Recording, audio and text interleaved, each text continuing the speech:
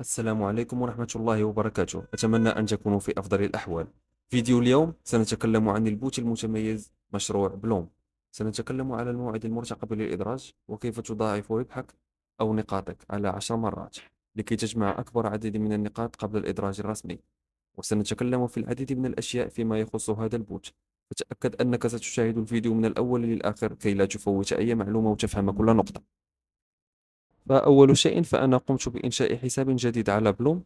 فكما ترون فعدد النقاط هو فقط 10 لأن الحساب جديد. فكما قلنا فالحساب جديد، فكما ترون 10 نقاط. أول شيء سنقوم بعمله هو ربط المحفظة.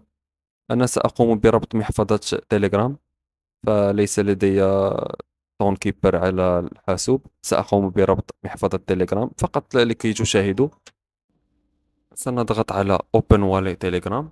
إذا كان لديك تون كيبر ستضغط على علامة تون كيبر. سأضغط الآن على Open Wallet تيليجرام. بعد الضغط عليها سنضغط على I agree.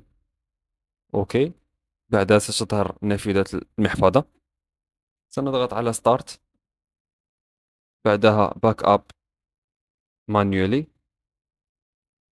سيظهر لك بعض الكلمات مكونة من 24 كلمة. ستحفظها في الهاتف، تصورها أو شيء من هذا القبيل،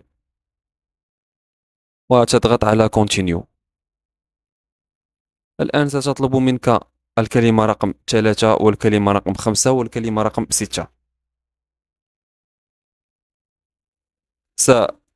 ستقوم بجلب الصورة الأولى وترى الكلمة رقم 3 ورقم 5 ورقم 6 ما هي وتكتبها، ثم تضغط ولقد تم ربط المحفظة.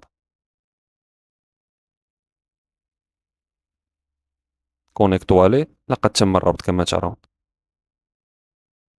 سنعود إلى تطبيق بلوم. سوف نتكلم الآن على العقود. فكما ترون في الصورة، فأولا دعك من جهة اليسار وتعال لنرى جهة اليمين. أولا لدينا Public Links، واحد يمكنه الدخول إلى بلوم بدون رابط دعوة. لدينا Connect ton Wallet، لقد قمنا الآن بربط المحفظة. لدينا تريبس أو الفرق أو الكلانات، هذه الفرق تسمح لك أن تضاعف ربحك في 10 مرات. لدينا ميمباد، فهذه ميمباد هي منصة ستساعدك على صنع عملتك الخاصة بطريقة بسيطة، وممكن أن تفيد الكثير من الناس في المستقبل. لدينا سوابس أو المحافظ والعقود، فهناك العديد من الأشياء التي ينوي بلوم أن يعملها، وسنكتشف كل شيء في الوقت المحدد. كما تروا فكل شيء له تاريخ محدد. مثلا سوابس من Q3 يعني الربع الثالث من السنة، يعني من شهر 7 إلى شهر 9. وعندنا آخر شيء في القائمة ستبدأ من الربع الرابع من السنة، يعني من شهر 10 إلى شهر 12. فمن المفروض أن تحصل العديد من الأشياء، ومنها إدراج العملة.